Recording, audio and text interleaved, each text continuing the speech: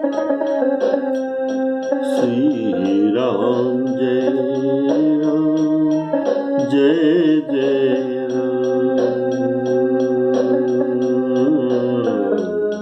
श्री राम जय राम, श्री राम जय राम जय राम,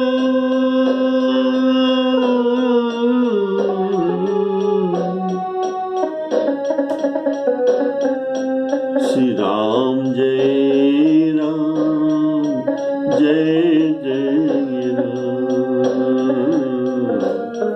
श्री राम जय राम जय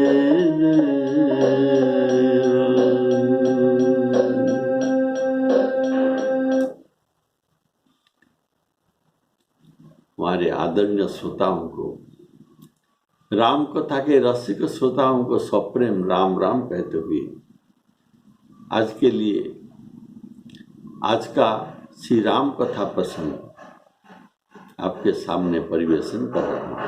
बोलिए सियावर रामचंद्र की जय।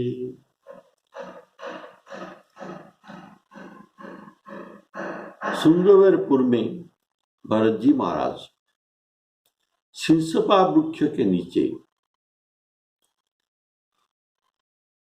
लखन जी को याद करते हैं।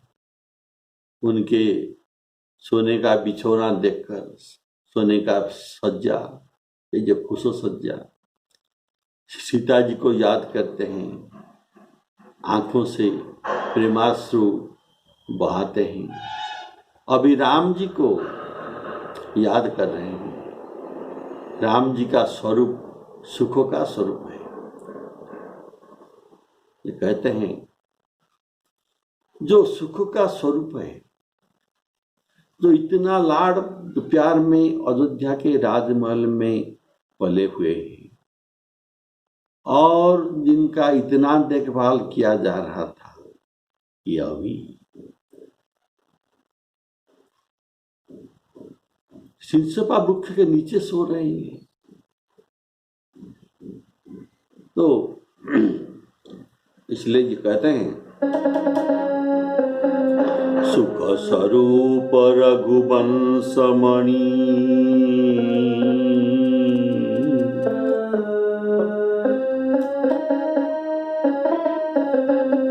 सुख स्वरूप रघुवंश मणि, मंगल मोद निधान,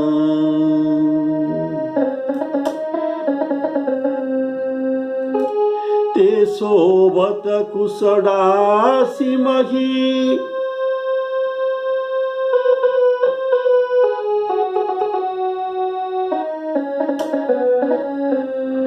ते शोभस कुशडासी मही, विधि गति अति बलवान, श्री राम जय राम जय राम।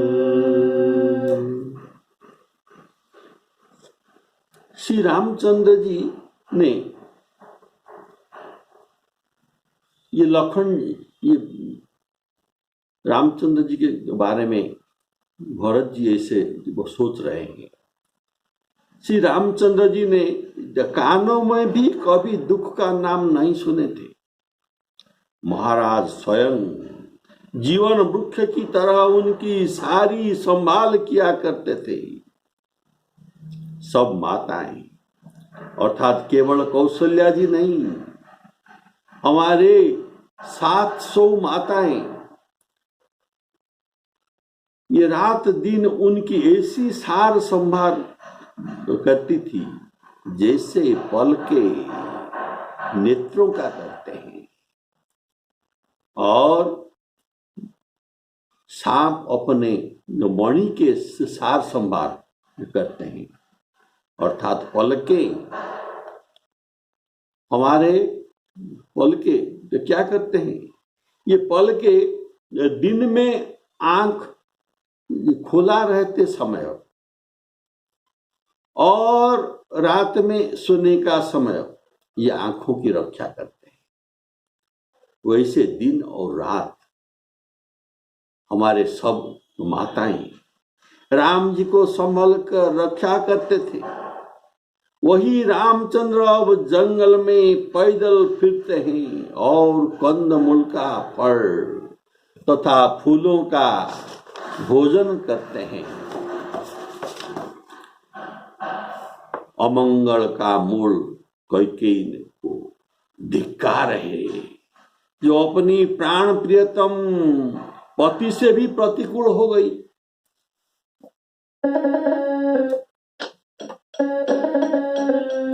राम सुना दुख कानन काऊ, जीवन तरु जिमी जोगवत राऊ। पलक नयन मणि फनी जेहि, पलक नयन फनी मणि जेहि भांति। जोगो वही जननी सकल दिन राति। ते अब फिरत विपिन पदचारी।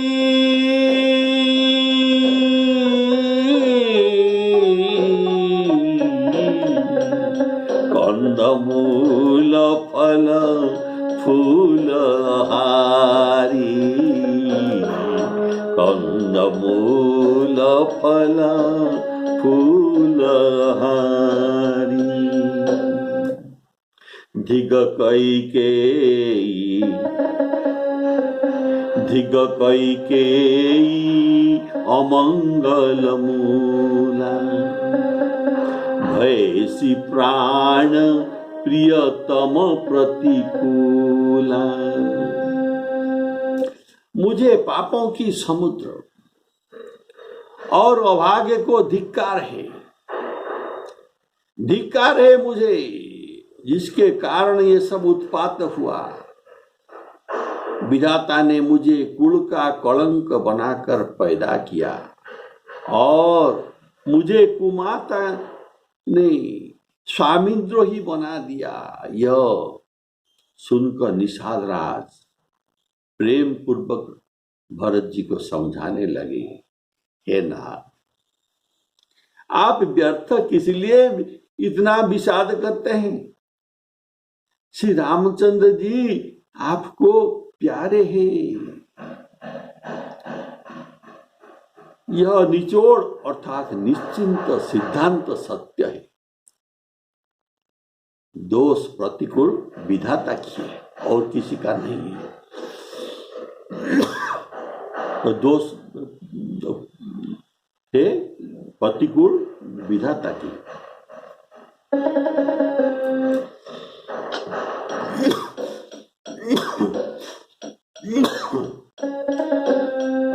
मैं धिग धिग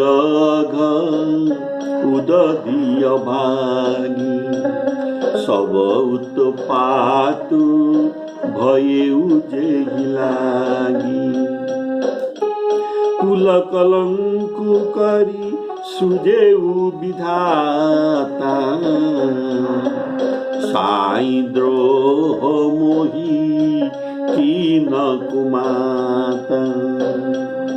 सुनि सप्रेम समुझावनि साधु, बादी करी नाथ करिय कत वादी विषादु। वादी विषादु बेकार में व्यर्थ में विषाद कर रहे हैं। राम तुम ही प्रिय, तुम प्रिय राम। राम तुम ही प्रिय, तुम प्रिय राम ही। यह निर्जोसु दोष विधि बामही। श्री राम जय राम, जय जय राम। प्रतिकूल विधाता की करनी बड़ कठोर है, जिसने माता कैकेयी को बाबली बना दिया, अर्थात उनकी मति फेर ली। उनकी मति फेर ली। उस रात को प्रभु श्री रामचंद्र जी बार बार आदर पूर्वक आपकी बड़ी सराहना करते थे। तुलसीदास जी कहते हैं, निषाद राज कहता है कि श्री रामचंद्र को आपके समान अतिशय प्रिय और कोई नहीं है। सब प्रिय हो सकते हैं, लेकिन अतिशय प्रिय केवल भरत जी राम के लिए है। मैं सौगंध खाकर कहता हूं, परिणाम में अवश्य मंगल होगा। यह जानकर आप अपने हृदय में धैर्य धारण कीजिए।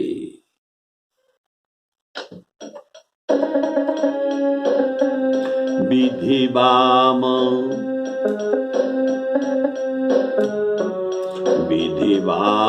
की करनी कठिन जई मातु की बाबरी। जेहि मातु की बाबरी, तेई राति पुनि पुनि करहि प्रभु सादर सराहना राबरी।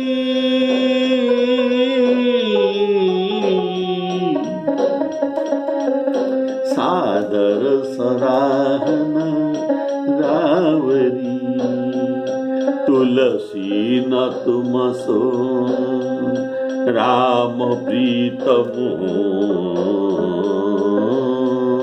तुलसी न तुम सो राम प्रीतम, कहत हूँ सौहे किए। सौगंध करके कहता हूँ, परिणाम मंगल जानी अपने धीरज आनिए किए। श्री राम जय राम, जय जय राम।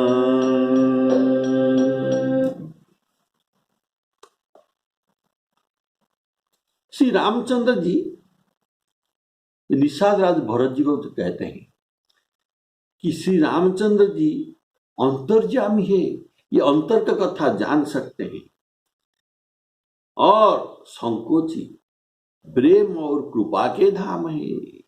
यह विचार कर और मन में दृढ़ता लाकर चलिए और विश्राम कीजिए। यहां से चलिए और विश्राम कीजिए।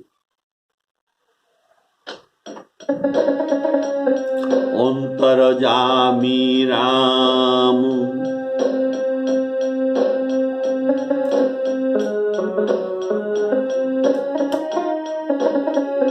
अंतर्यामी राम, सकुच सप्रेम कृपायतन। चलिय करिय विश्राम, यह विचारी दृढ़ आनि मन। श्यावर रामचंद्र की जय। तो सखा के वचन सुनकर हृदय में धीरज धरकर श्री रामचंद्र जी का स्मरण करते हुए भरत जी डेरे को चले। नगर के सारे स्त्री पुरुष यह श्री राम जी के ये ठहरने का, रात में विश्राम करने का स्थान का समाचार पाकर आतुर होकर उस स्थान को भी देखने के लिए चले और ये भी उस स्थान को परिक्रमा तो करके दंड प्रणाम करते हैं और कई को बहुत दोष देते हैं, नेत्र में जल भर भर कर लेते हैं और प्रतिकूल विधाता को दूषण देते हैं। बोलिए श्यावर रामचंद्र की जय।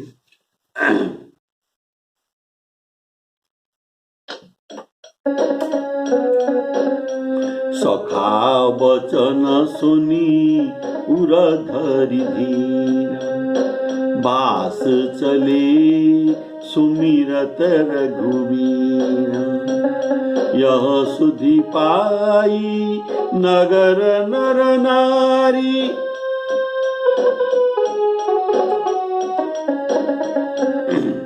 चले बिलोकन आरत भानी, पर दक्षिणा करी करई प्रणाम, देई कई के यही खोरी निकाम, भरी भरी बारी बिलोचन लेही, बाम विधात ही दूषण देही। श्री राम जय राम जय जय राम।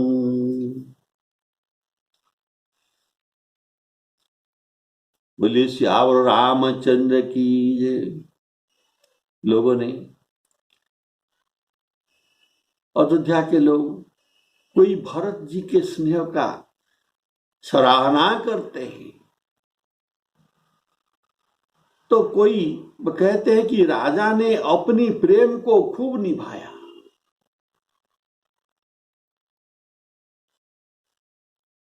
बोले सियावर रामचंद्र की जय।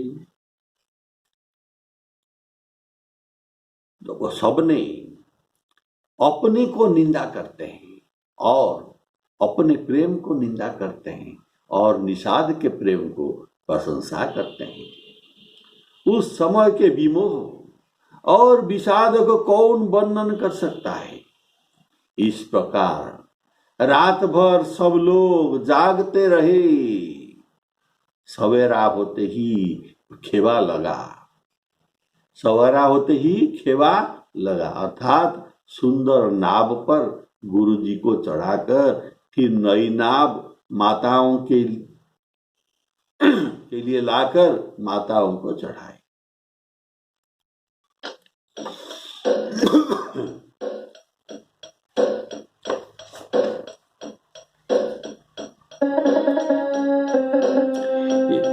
सखा वचन सुनी उरधरि धीर, श्यावर रामचंद्र की जय। एक सराही भरत स्नेहु, को कह नृपति निभाए देनेहु। नींद ही आपु सराही निषादही, को कही सकई विमोह विषादही। यही विधि राति लोग सब जागा, भाभिनुसार गुदारा लागा। बिनुसार प्रातः हो गया। बोले सियावर रामचंद्र की जय। रात गुजर गया और प्रातः हो गया। तो अभी सभी लोग गंगा जी के तीर में खड़े हैं। चार घड़ी में सब गंगा जी के पार उतर गए। तब भरत जी ने उतरकर सबको संभाला। तो वाल्मीकि रामायण में वर्णित है कि वहां 500 नाव थे, उनके पार होने के लिए 500 नाव थे। इसीलिए इतना जल्दी सब 4 घड़ी में पार हो गए। प्रातःकाल की क्रियाओं को करके, माता के चरणों की वंदना करके और गुरु जी को सिर नवाकर भरत जी ने निषाद गण को आगे करके, कारण उन्होंने रास्ता दिखाए, या इसलिए वो आगे आगे चलते हैं। तो रास्ता दिखाने के लिए और सेना सहित भरत जी चले चित्रकूट के अभिमुख में।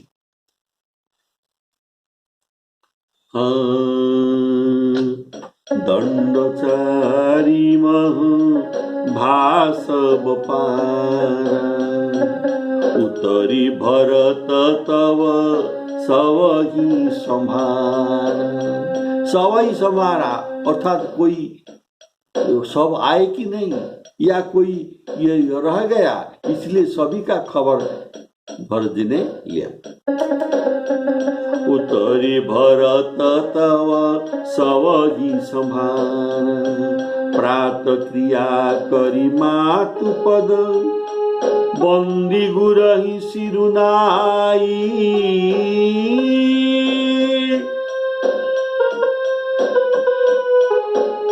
आगे किए निषाद गण, दीने कटक चलाई। श्री राम जय राम, जय जय राम। तो निषाद राज को आगे करके पीछे सब माताओं की पालकी चलाई। पहले निषाद राज आगे आगे, इनके पीछे माता जी के पालकी चल रहा था। और छोटे भाई शत्रुघ्न को बुलाकर उनके साथ कर दिया, तुम माताओं के साथ रहो, कभी किसी का कोई जरूरत तो पड़ सकता है। फिर ब्राह्मणों सहित गुरुजी गमन करते हैं, इनके पीछे गुरुजी ब्राह्मण सहित गमन करते हैं। तदनंतर भरत जी ने गंगा जी को प्रणाम किया और लक्ष्मण सहित श्री सीता राम जी को स्मरण किया। भरत जी पैदल चले, सब वाहन में बैठकर जाते हैं, वाहन में, रथ में, लेकिन भरत जी सबके पीछे आए, सबको आगे आगे कर दिए और वे पीछे रह गए और पैदल चलने लगे। उनके साथ घोड़ा था और सेवकगण भी थे, लेकिन उनके साथ जो कोतल अर्थात जो बिना सवारी के घोड़े, जो बागडोर से बंधे हुए बिना सवारी के चले जा रहे हैं।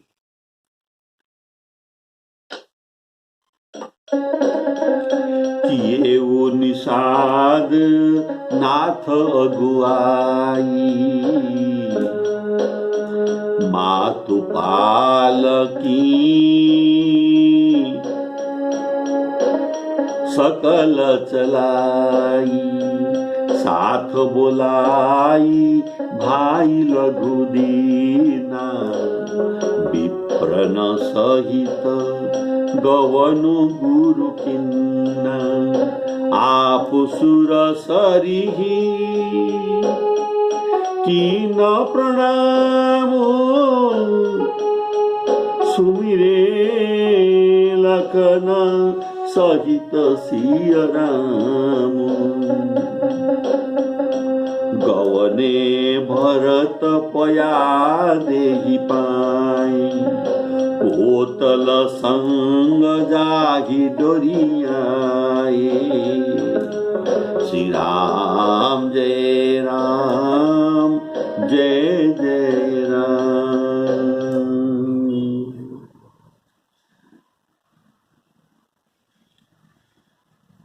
बोले सियावर रामचंद्र की जय।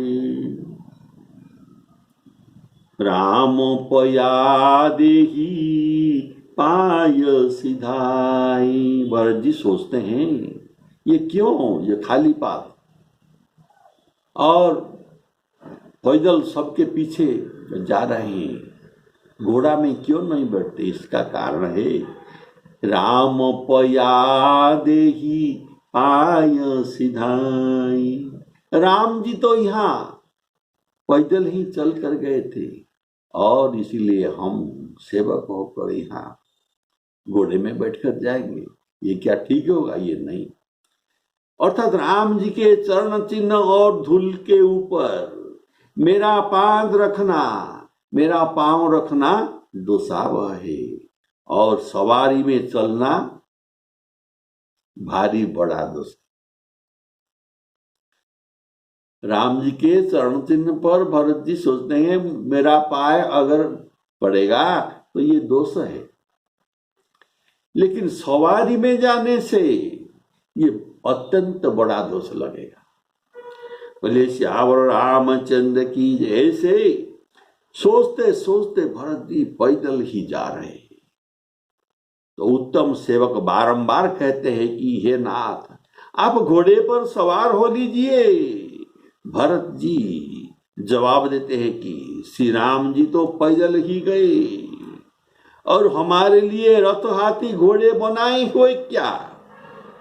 मुझे उचित है सिर भर जाऊं शीर्षासन करते करते जहां राम जी के चरण चिन्ह है, राम जी के चरण चिन्ह का धूल है, वहां मेरा माथा लगना चाहिए।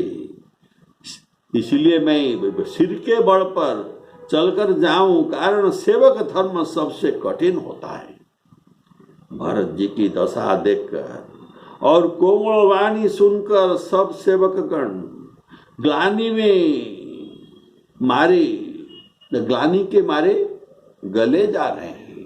बोलिए श्यावर रामचंद्र की जय।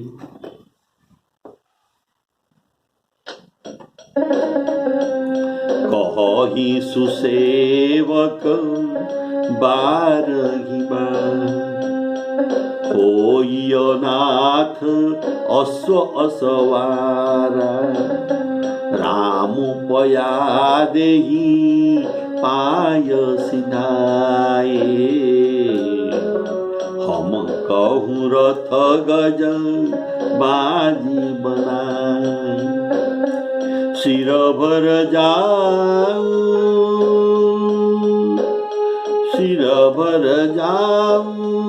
उचित समोरा।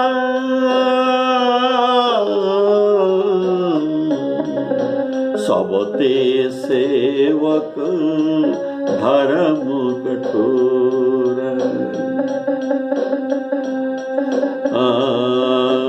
देखि भरत गति सुनि मृदुमानी।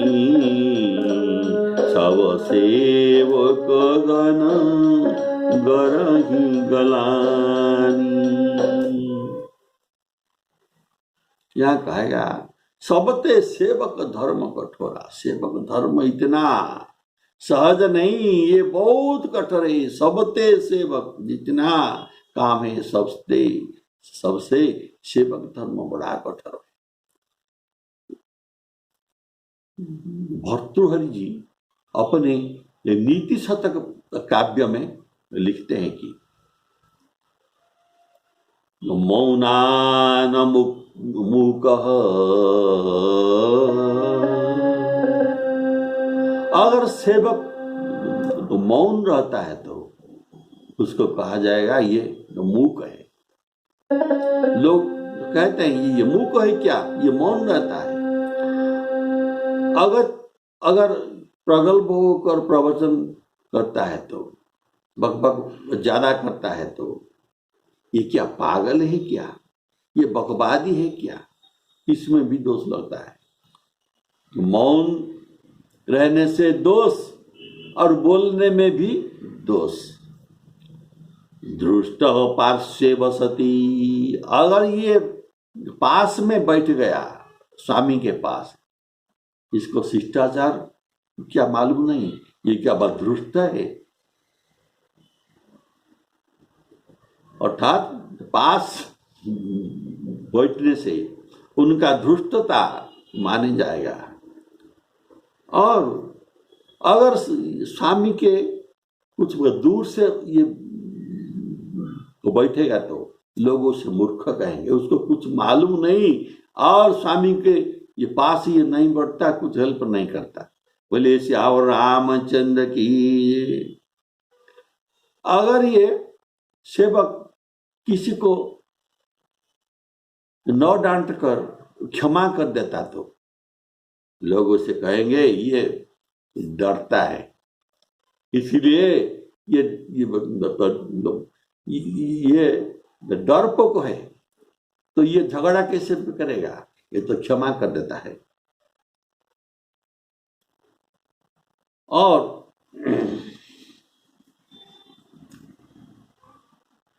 न सहते तो अकुलानि प्रायसो नाभिजात सेवा धर्म। बोलिए श्यावर रामचंद्र की जय। परम गहनो जोगी नाम अपि अगम्यं। ये सेवक धर्म परम गहन जोगी नाम, जोगियों के लिए भी अगम्य है। प्रेम में उमंग उमंग कर सीताराम सीताराम कहते हुए भरत जी ने तीसरे पहर प्रयाग में प्रवेश किया। भरत तीसरे पहर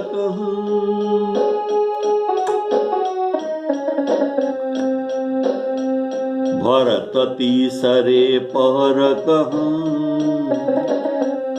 पैदल चले जा रहे हैं। भरत तीसरे पहर की न प्रवेश प्रयाग। कहत राम सिय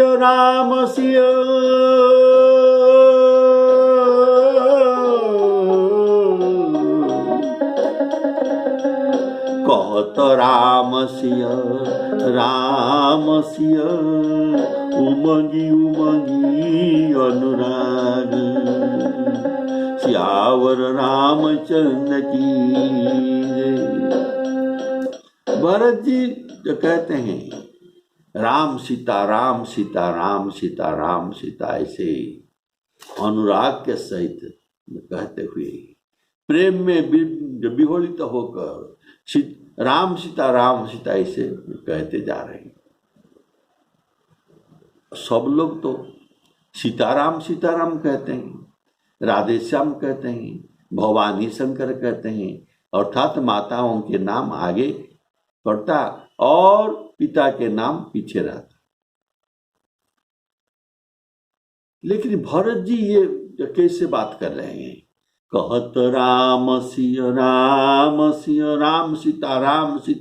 सीता ऐसे कहते कहते ये चले जा रहे हैं। तो वास्तव में राम और सीता में कोई अभेद नहीं। राम सीता अभेद है। राम और सीता में कोई भेदभाव नहीं। जो राम है वही भी सीता है और जो सीता है वही राम है। जैसे जल और उसके बाद तरंग और जल जैसे एक है। तरंग जहां जल भी वहां। और वाणी और इनका अर्थ ये भी अलग नहीं है। जब वाणी जहां है इनका अर्थ भी वहां है। तो ये वाणी और अर्थ, जड़ और उसका तरंग, ये सब एक तत्व है। इसीलिए सीताराम जी मध्य एक तत्व है। गिरा रथ, गिरा वाणी, गिरा रथ जल बीच सम, कहियत भिन्न न भिन्न, बंदौ सीताराम पद।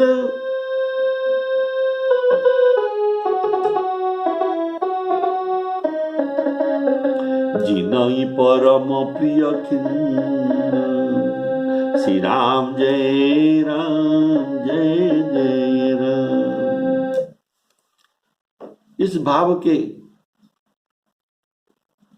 सहित आप एक भजन सुने हैं, उसे मैं दोहराता हूं, जो कोई नई बात नहीं है। श्याम राधे कोई न कहता, श्याम राधे कोई न कहता, कहते राधे श्याम। जन्म जन्म के भाग जगा दे एक राधा का नाम। जन्म जन्म के भाग जगा दे एक राधा का नाम। राधा के बिना श्याम आधा, राधा के बिना श्याम आधा, कहते राधे श्याम। राधा के बिना श्याम आधा, कहते राधे श्याम। जन्म जन्म के भाग जगा दे एक राधा का नाम, एक राधा का नाम। व्यर्थ पड़ा माला बिन मोती, व्यर्थ पड़ी माला बिन मोती। माला बिन, माला बिन व्यर्थ पड़ी माला बिन मोती, व्यर्थ रही दीपक बिन ज्योति। व्यर्थ पड़ी माला बिन मोती, व्यर्थ रही दीपक बिन ज्योति। चंदा बिना चांदनी जैसी, चंदा बिना चांदनी जैसी, सूरज बिना धूप न होती। सूरज बिना धूप न होती।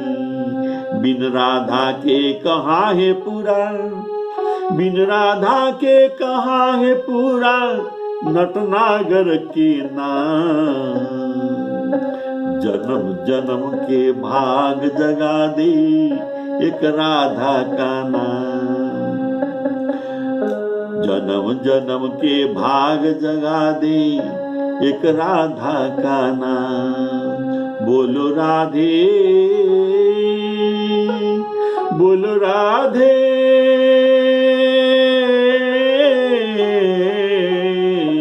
बोलो राधे। साथ है जैसे जल की धारा, साथ है जैसे जल की धारा, साथ है जैसे नदी किनारा। साथ है जैसे नील गगन के, साथ है जैसे नील गगन के, सूरज चंदा तारा तारा।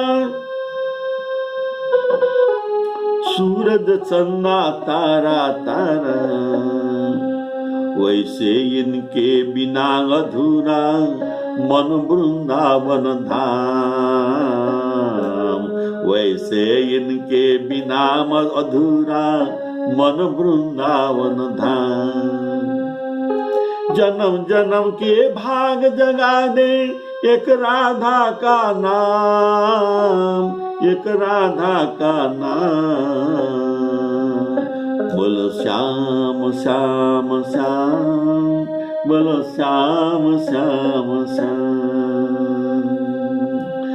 श्री राधा को जिसने भुलाया, श्री राधा को जिसने भुलाया, उसने अपना जन्म गंवाया। धन्य हुई यो वाणी जिसके,